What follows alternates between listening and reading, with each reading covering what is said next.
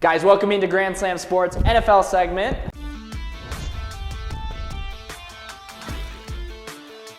I'm back after a brief pause from last week and the week before that, so I'm happy to be back, but I'm alongside Charles Foster. We're going to get into some NFL right now for you guys. So, Charles, the first topic that I have today is with the trade deadline coming up, we're looking at the big names that could possibly move. And one of the big names that I was looking at was none other than the king himself, Derrick Henry. Do you think Derrick Henry still has a future at the Tennessee Titans? I don't think so. After seeing that Bayard trade, I think it's very clear that they're just going to cut ties with everyone on that team. And I think that's the smart option. You know, I think it's time for him to move on to a contender and see what he can do. I mean, what spots could possibly suit him? I thought I saw something, the Bills are looking at him, but James Cook has been doing fine. He's getting up there in age, and it's been proven in the NFL, the older the running back, the more injury prone and the more things, and people not wanting to commit a lot of money to this running back or to the running backs in general when they get older in age. For you, would you invest, if you were a team, would you invest in Derrick Henry for maybe a long-term 3 years? Well, if I was a team and I didn't already have my running back of the future, then yeah, I think that Derrick Henry is still going to get the job done. I mean, he brings something that almost no other running backs bring. I mean, nowadays, we do not see that power running back as often. So I think that he brings that game that not a lot of people have. Not a lot of teams can compete against that. Unfortunately, a lot of those top teams already have their running back for the future, so it's going to be kind of hard to see where he fits.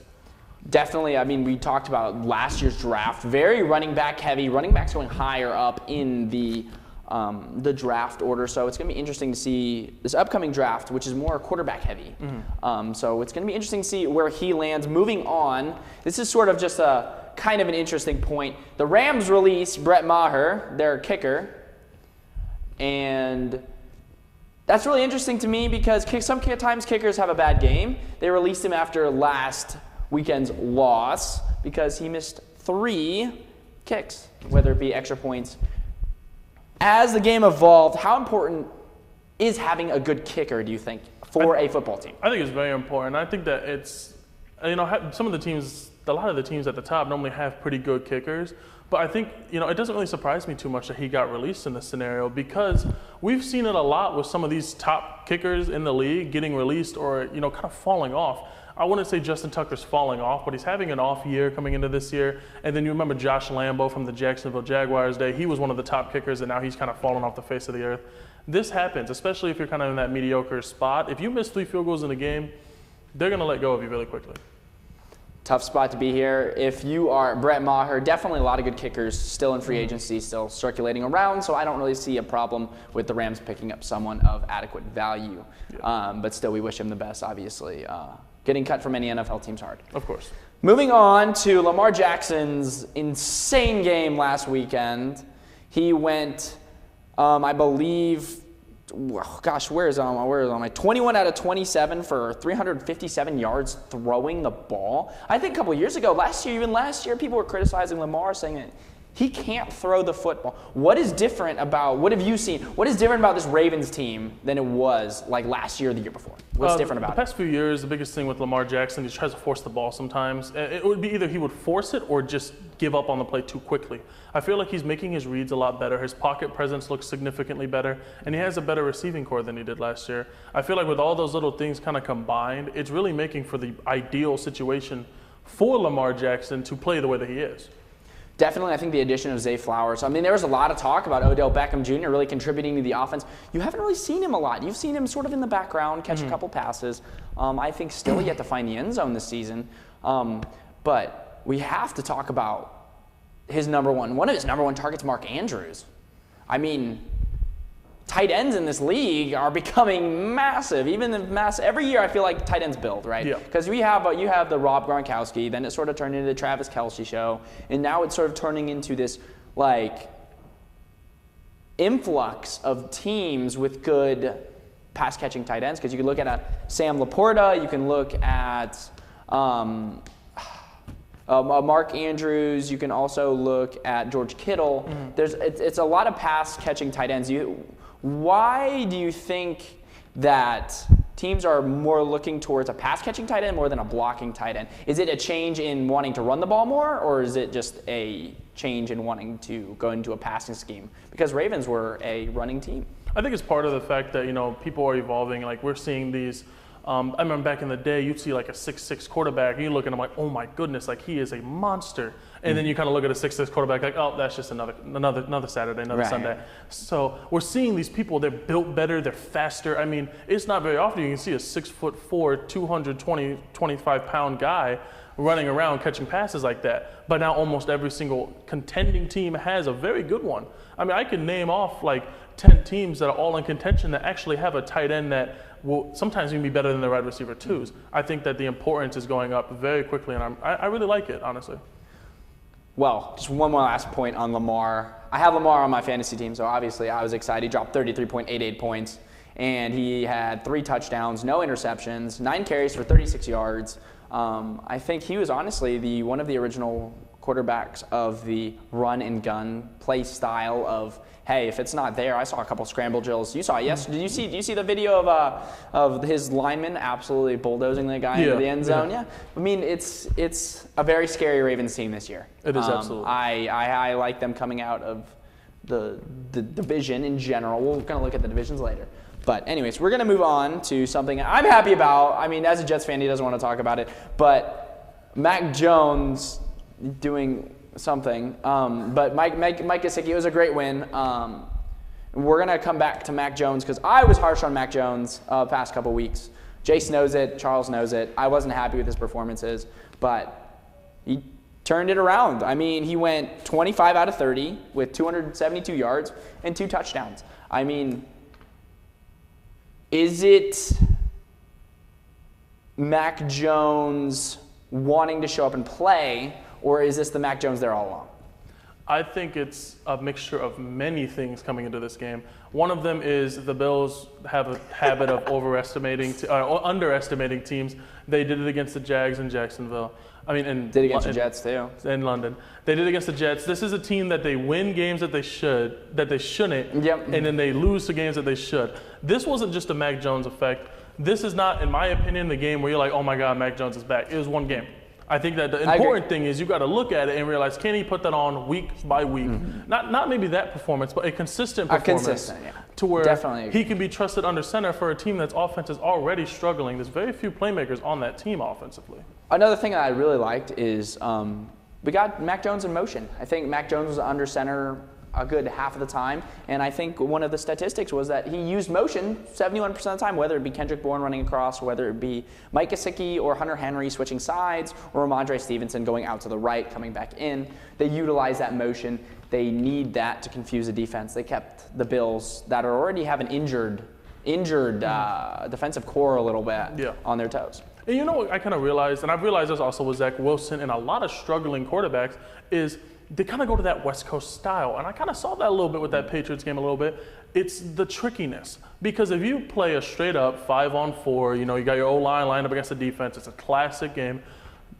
Quarterbacks under pressure struggle if they do not have something to help them. But if you have that motion, you're confusing a defense, you give your quarterback more time in the pocket, more time to make that decision. And once you start seeing those throws go, you could see Mac Jones got a lot more confident. I think that that's kind of the way that football's going, is towards every team started going to a West Coast offense because the best teams are already doing it. So I'm happy to see teams like the Jets and like the Patriots finally going on and moving on to that style. Speaking of where my Patriots are, we're going to look at the standings. We're going to start with NFC over there by Chuck. We're going to read them out so you guys don't have to squint or zoom in for your cameras. On the top of the NFC East, we have Philadelphia at 6-1, Dallas 4-2, Washington 3-4, and obviously the New York Stinky Giants at 2-5. I mean, I guess both Giants and Jets are in the bottom level, but I can't be talking because my Patriots are below the Jets in the standings currently. But as in, we have the league leaders, San Francisco, Atlanta, and Detroit, just to name a few more. Is there anything about this list that surprises you, at least from the NFC? Atlanta being at number 1. Even though the division is god-awful, I assumed that Tampa Bay or New Orleans because they're a little bit older. You know, those teams are a little bit more seasoned. They've been there before, especially New Orleans. I mean, I thought Derek Carr would actually be fit really well, and he just hasn't. This is just a team, and like we saw last week, they lost off that unfortunate missed catch. I mean, this is a Saints team that they keep on giving up leads or they lose really close games. I think they're going to end up taking it, but it definitely does surprise me to see them at third in this division. What really surprises me after the last string of performances, I know the NFC North is absolutely god-awful, but Minnesota, I feel like they were so overhyped coming into this season, and especially subtraction of Jefferson. I mean, they had a really good win over San Francisco. I mean, I can't take anything away from that. Addison was fantastic, 127 yards, 2 touchdown catches. He went like 7 out of 10 receptions, something insane. So, I mean, Captain Kirk still has it, but for me, it's crazy seeing Minnesota up that high. I say this is about how I thought it would go. I'm more surprised that they're this high without Jefferson. You know, they won last week against the Niners. I thought that game would be a blowout. I think I said last game that it'd be a massacre. So, I mean, good on them. I mean, I'm not one to sit there and make up excuses. I'll admit whenever I'm wrong, and I was definitely wrong about them on that week. I think everyone else was too, though. Okay, so moving over to the AFC, we have Miami, top of our AFC East, unfortunately. We have the Baltimore Ravens at 5-2, Kansas City at 6-1, Jacksonville 5-2. I got a question about Kansas City. Do you think they deserve to win all 6 of those games? I know you're coming at me for that because of the Jets game. No, I wasn't even out. I didn't even think about that. But I'm just saying, I just feel like Kansas City didn't deserve to win some of those games. Kansas has escaped. Honestly, it feels like one of those things like they're like the villain in every single movie that like they get beat, and then it's kind of like roll out last second, and they somehow end up winning or they somehow end up stealing whatever they wanted. It happens almost every single week where this team steals it. I hate it, but I mean, hey, they've done it for years. So I can't even complain at this point. Do you have any shockers? Do you have any? Yeah, actually, I would say Pittsburgh and Cleveland being at 4-2 right now. Pittsburgh, they're one of those teams under Kenny Pickett. I'm not the biggest fan of Kenny Pickett, but seeing them at 4-2 is very impressive. I think that is something that we were not expecting coming into the year. Seeing Cleveland at 4-2, I expected them before the year started, but seeing them without Deshaun Watson for most of the year, no Nick Chubb, still being 4-2, that is very impressive. And that right there is how you kind of change around. Like that right there is perseverance. Because for a team to lose their all-pro running back and to still be 4-2 without their quarterback, that's impressive. Last note on this for me, Cincinnati sitting at the bottom of the AFC North. Are they going to turn it around, Chuck? Yeah, they'll turn it around eventually. I think that it's just a matter of fact. I mean, 3-3 isn't even awful. I mean, I might be biased because of my Jets, but I mean, you're 500. At the end of the day, there are plenty of spots open. There are plenty of spots open for you in the playoffs. I think the team will turn it around. If they were not in the AFC North, it would be a different story. But unfortunately, they're in one of the best divisions of football. It's going to take some time to get back up. Any league leaders change for both divisions? Or all divisions, sorry. Any league leaders? First league leader I'm going to say is going to change. I'm going to say Tampa Bay passes on Atlanta. I think that they're finished the year at number 1. And I would say, honestly, I think the rest are pretty set in stone, honestly. I like the rest of these leaders. I'm going to say something, and Jace is going to celebrate. I think Indianapolis should be 1 or 2 right now. I think Indianapolis has, I mean, even under Gardner Minshew, I think they've been cheated out of a couple games, or they've come close. Maybe so, just that maybe that last one. But they should be a little bit higher. Other than that, I think it's pretty set in stone. Obviously, my New England Patriots are god-awful. Yeah. But other than that, I see Cincinnati finishing second, Baltimore finishing first. Baltimore deserves it. I think that's fair. Guys, we're going to look at the game predictions here. We're going to show them up on your screen right now so you guys can take a look. And joining us for the rest of the segment, Jace, because he's going to do some predictions with us. I squeezed 4 and 4, so we're going to have to give our audience just a little bit of time to take a look, but also to listen to our voices, because we're going to have to announce some of these matchups. First off, we have the Bills and Buccaneers. That's going to be an interesting game for me. Bills have been struggling. I'm going to say Bills in a narrow win. I'm going to say Bills, too. I hate to say it after the way that they performed against the Patriots last week, but I don't see that happening two weeks in a row. I got Bills. I'm going to continue with that one. Give me the Bills in that one. I think that should be an easy one for the Bills, even though they had a rough week last week. This is the most entertaining game of the weekend. We have the Jets versus Giants. Is it at MetLife? Is it at MetLife? Both teams play at MetLife. Yeah. So, oh, okay. That's Battle of New York. It's okay. It's all right. It's all right. Charles doesn't have a sense of humor going into the holiday weekend. But anyways, I have the Jets here. I hate to say it. I have the Jets. The Giants look god awful, even with Saquon Barkley. Yeah, we all know even that, even with a nice performance by Tyrod Taylor last week, I think Zach Wilson just has the extra little kick. This team struggles against really elite defenses, and I think that the Jets are up there on elite defenses, and I think that, this is a team they're coming on fire. They got a little week off. They're gonna play good. I have a feeling that Jason's gonna say the Giants here. I don't like the way he's No, looking at you me. actually took the words out of my mouth. The Jets are winning this game because of their defense and only their defense, not because of their offense definitely not because of the whatsoever. offense, I think one touchdown in this game is going to be huge. Yeah. Moving on to Jags Steelers. I know what Jace is going to pick just because of his bitter hatred. Come on. But I'm going to take the Jags here. I think Kenny Pickett has shown us that he can be good. And they sit at a really good spot. But I think Trevor Lawrence, Travis Etienne, averaging 2 touchdowns a game. Thank you for my fantasy stat here. But anyways, I'm going to take the Jags here. I'm going to take the Steelers here. I am a national Jaguars hater. I think that, the Jags, they are overworked right now. Like, they've been traveling, they've been playing. This is the longest break they've had in a while. And I feel like, that longest break is actually going to hurt them. Because I feel like they've been running off of pure adrenaline. They've been winning these games very, very close or by mistakes from other teams. You have a Steelers team that's on fire, a defense that is very good. Give me the Steelers. Sam, which team do you think I was hating on here? I think you're going to go Steelers. I don't know. It's a battle of the two bad ones. I just like the Jaguars, but I just like the Steelers more. Oh, wow. That's Give me crazy. the Jacksonville Jaguars in this game. Pittsburgh, they're 4-2, which surprises everyone, really. It's their defense, once again, that's keeping them alive in some of these games. I think the Jaguars just have enough to overpower the Steelers, as they historically have in the past few seasons, over Pittsburgh. Eagles, Commanders, not really much. If I think the Commanders defense is going to put up a Give me the stingy Commanders. fight, but oh my gosh. It's going to jump right in. Give me the Commanders. Fly Eagles fly. Fly Eagles fly. No, there will be no flying this weekend. The Commanders are going to win this game. Rams, Cowboys. I have the Rams here. Okay. I have the Rams here. I can respect that. Give me the Cowboys, though. Yeah. I have the Rams here. Cowboys. It's the I feel battle like of the Rams the, aren't going to get any pressure on Dak Prescott. It's the battle of the release Brett Maher Bowl. Pretty much, yeah. Both teams have done it. Okay. Vikings, Packers. I have the Vikings here. Jordan Love has just not lived up to his potential. I have the Vikings here, especially what they did against the 49ers. Give me the Packers here. I think that they're going to have a bounce back. I think they're going to look good. I'm a Jordan Love believer still. I think that, it's only Jordan Love give him believer. some time. I think that he played elaborate, because right? we were all celebrating him the first 3 weeks. We're all like, oh my goodness, Jordan Love looks very seasoned. He's had a rough stretch, but remember, this is his first full season. Give him some time. I say this is his bounce back week against a significantly worse defense than one that he's played recently. Do you feel like being different this week? Because the Vikings are going to win this game by 10 plus, in my opinion. So you're taking the over on this game? The Vikings are getting hot, and they needed to get hot this time. I mean, they started the season rough. Yeah. But now they just beat San Fran. San Fran's looked rough, but the Vikings, they're catching fire without Justin Jefferson. I think they can win this game, and then once they get Jefferson back, I think they compete for a wild card spot. I feel like the Packers are fully healthy right now. I think that this game, they're going to shock some people, but we'll see. Falcons, Titans.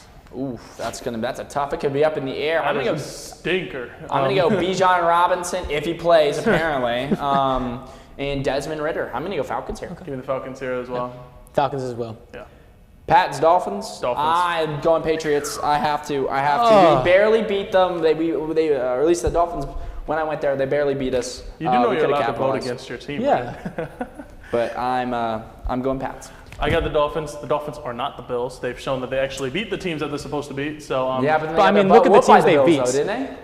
Huh? Didn't Miami lose to the Bills? They did lose to the Bills. Okay, so remember what we talked about. So that basically means the Patriots are better than the Dolphins because we That's not how beat that the works. team they lost to. Yes, We talk about the Bills beat the teams that they're not supposed to. They lose to the teams they're supposed to beat. That's fair. This is a prime example. The Dolphins don't do that. Whenever they're supposed to beat a team, they whoop a team. They're supposed to win this one. They're going to do. I'm still worried about the Dolphins in the playoffs. Yeah. Because they cannot compete with these bigger teams. As I said with the Eagles. We saw them with Buffalo. We saw them with Philly. They cannot compete with those two teams, but they can compete and destroy these smaller teams like the Patriots this season. Yeah, Give me Miami. Team, Yeah, it's going to be a massacre. Moving on to our next slate of games. We're going to speed run this a little bit quickly. We got the Saints and Colts. It irks my soul, but I think I got the Colts in here. Derek Carr just hasn't impressed It's a me. must-win for Indy. I got the Colts as well here. I think that Gardner Minshew is going to put on a performance. We Texans, Panthers. tend to struggle against Derek Carr, but I'm Derek going Carr, to. I'm gonna gonna pick. mean- I mean, both of y'all picked your teams. I'll pick my team. This is a must-win for the Colts if they want to be a playoff team this season. Definitely agree with that. Texans, Panthers, battle of the rookie quarterbacks here. Give me the Texans with C.J. Stroud. Okay. You, Charles? you can go this time because Oh, I don't think you guys are yeah. gonna like what I have to say. Yeah. Okay. I'm gonna stick with Texans as well. I mean, they're 3-3. They looked really good at times, and against an 0-6 Panther squad that just doesn't seem to know what they're doing on the football field. There's no way. The Texans are winning this game. If you say Carolina, I'm gonna just walk off. Give me the Panthers to get their first win this season. I'm feeling it. I feel it in the air. I'm on some the money train. on it? You gonna put some You money put on some it? down. Hey, Put some money see, on it. that's how you know. I'm a it's college belief is student. I strong. got things to pay, but I'm still Don't we going all, with the don't we Panthers for this week. Browns, Seahawks. I don't want to talk about this game. Moving on. I'm taking. We'll do this quick. I'm taking the Seahawks. I don't want to talk about the without Browns Deshaun. right now. The Browns, I'm still salty about last week with the Browns. I don't really want to talk about He's a little them. biased, but it's okay. The Browns did announce that Watson is out this next week, so Okay, PJ Walker yeah. starting So again. Seahawks. Give me Seahawks. give me Seahawks at home. Bengals, Niners. I do have an update about this Bounce back game. Bounce back game for Purdy. Yes or no? I have an update for y'all. Oh, okay. Brock Purdy is in protocol for a concussion, and Darnold is in line to start. Oh my Oh, God. San Fran. Oh my God. I'm taking the Bengals. Yeah, no, thank you for I trust in Darnold. I have not. No way! You're You know, funny. the That's reason I say I hilarious. trust in Darnold is because even though Darnold struggles That's to make crazy. passes over 10 yards, he doesn't have to when he has CMC. So give me the Niners. Sam, Okay. Here you go. I went Bengals. Give me the Bengals as well. I mean, Darnold, he won the QB2 job over Lance for a reason. Maybe he could be something good, but I think the Bengals are better here. Easy point for me. I'll take it. Easy. Chiefs, Broncos, Chiefs. Move on. Chiefs. Ravens, Cardinals, Ravens. Move on. Bears, Chargers, Chargers. and Raiders, Lions. Lions. Those last four pretty Yeah, easy. huh? the last one was a little. No, speedy watch in there, watch but- two of those games be an upset. That's You the know how way the it is. NFL works. Yeah. And- Watch Russell Wilson pull something If you out. had to choose one of those games to cause an upset, which one do you see? I see the Bears, Chargers. Bears, That's going to be a Chargers? good one. The Chargers Give me defense banged Cardinals up. over the Ravens, possibly. No way. It's not possible Yeah, to upset. yeah, you're fine. If I had to see Chargers, one, I'm not gonna Chargers. lie to you. I don't see any of them. But like, if I had to Chargers, see Chargers, one, I Bears, guess the Bears, Chargers. I'm telling you, I have a feeling about the Cardinals maybe compete in this game against Baltimore. Baltimore has struggled against some bad teams at times. We'll see. Yeah, we We'll also see. see Baltimore. Nah. No, Baltimore's we'll got see. it. We'll see. We'll see. Well, that's going to do it for our NFL segment from me and my co-hosts here. We'll see you all next week.